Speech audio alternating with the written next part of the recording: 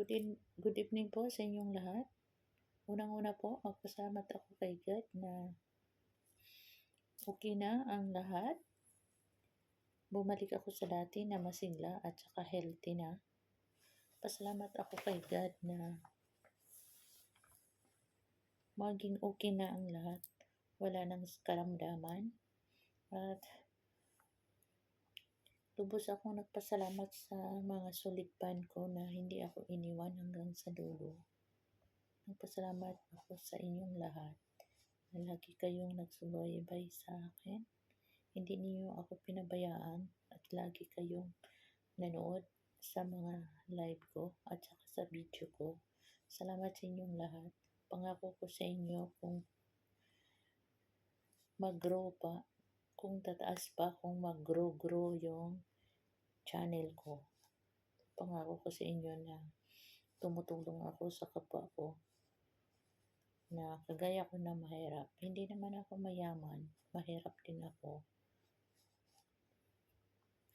Pasalamat ako sa inyo na tinutulungan ninyo ako na umangat pa yung channel ko.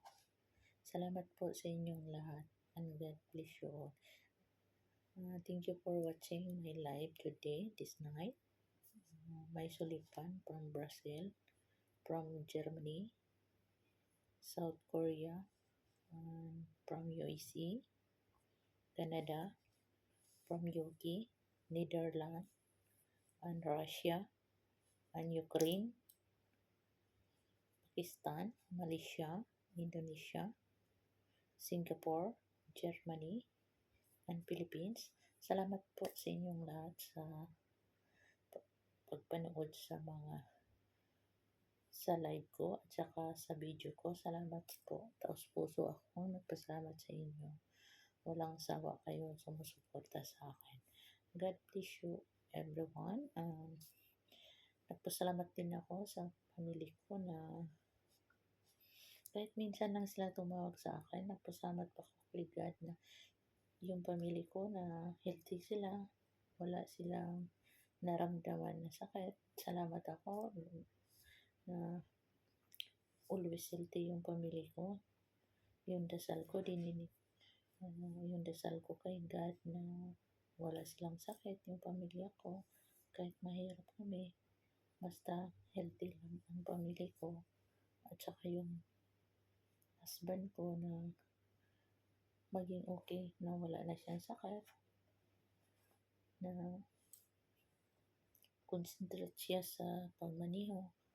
Kung may mag-rent man sa sasakyan namin, na gabayan siya lagi ni God na okay ang lahat. Pasalamat ako uli kay Marwin Rodrigo na hanggang ngayon hindi siya nagawa ng mga kalukuhan. Okay, hindi niya ako sinaktan. Salamat ako sa iyo lang ka na mabait ka. Wala akong naramdaman na kahit ano. Dasal ka lang lagi, laban lang tayo hanggang sa dulo.